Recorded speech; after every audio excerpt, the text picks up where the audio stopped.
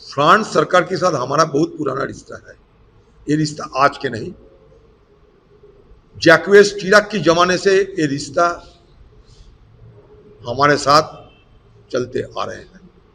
France कभी कश्मीर की मुद्दा हो और हिंदुस्तान के कहीं भी कुछ मुद्दे रहे, फ्रांस एक नॉन वेस्टर्न अर्थात जो पश्चिमी देश के अलावा अगर किसी देश के साथ सामरिक लिहाज से कभी चर्चा किए होंगे तो भारत। तो ये आज की मसला नहीं। फ्रांस के साथ अचानक मोदी जी कोई नया संपर्क नहीं बना रहे हैं। फ्रांस के साथ हमारे रिश्ता बहुत पुराने हैं। मैं इसे मिसाल के तौर पर जैक्वेस चिराक की, जब वो राष्ट्रपति थे, उनका हवाला दिया। राष्ट्रपति रहते हुए जैक्वेस चिराक हिंदुस्तान आए थे हमारे अतिथि बनकर, हम लोगों ने मेजबानी की थी। प्रधानमंत्री बनते हुए भी वो आए थे, हमारे देश मेजबानी किए। और मोदी जी फ्रांस और फ्रांस के प्रेसिडेंट हिंदुस्तान, ये आवागमन चलते रहते, इसमें कोई नई बात नहीं है। जितना गद्दार निकालते हैं वो गद्दार के जगह जो खाली हो रहे हैं उसमें भरपाई करना मुश्किल होते जा रहे हैं, क्योंकि जिसको खड़ा करते वो गद्दारी कर देते हैं। इतने सालों से सुदीप बनर्जी उनके साथ दिए, आज वो चले गए। खुद की परिवार को ममता बनर्जी के हवाले छोड़ के खुद चले गए। तो क्या करें, गद्दार में भरे हुए हैं। जब सत्ता पे थे मलाई जितना मिले सारे मलाई चाट लिया, अभी सरकार में नहीं है, दूसरी जगह मलाई खाने चले गए। जहां मलाईदार कुछ मिलेगा, ये सारे लोग अवसरवादी लोग वो मलाईदार जहां रहेगा, मलाई की स्वाद लेने के लिए, मलाई चाटने के लिए वो उस तरह के अपना सफर जारी रखेंगे।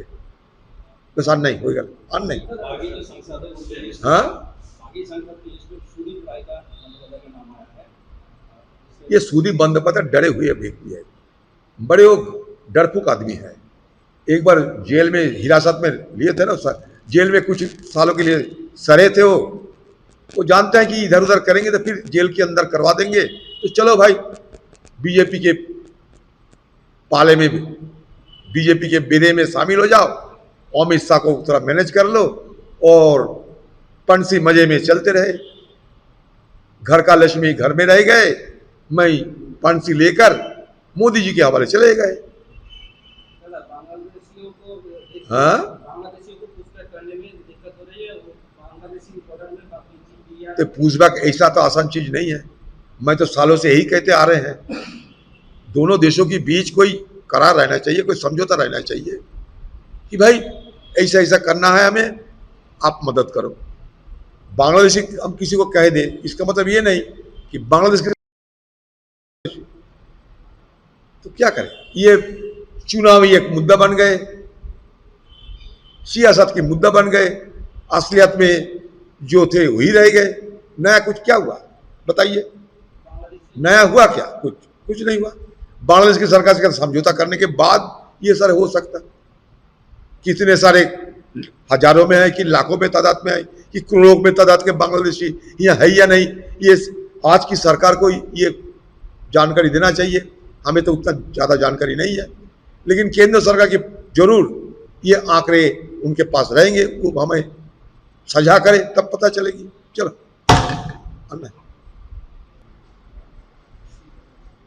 पुश बैक हो, पुशीनो जो भी हो,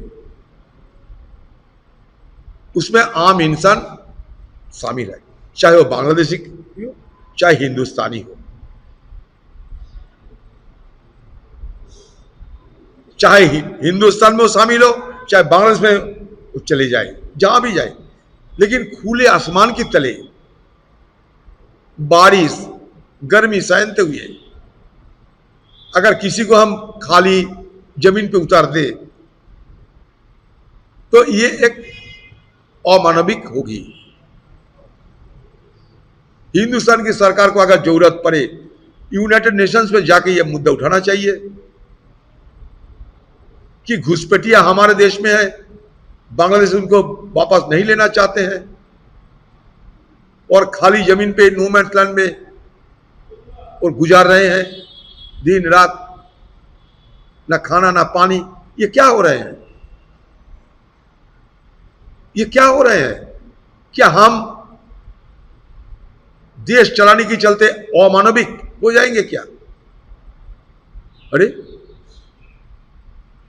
अरे अजमल कसाब को भी हम खिला के पिला के जिंदा रखे थे।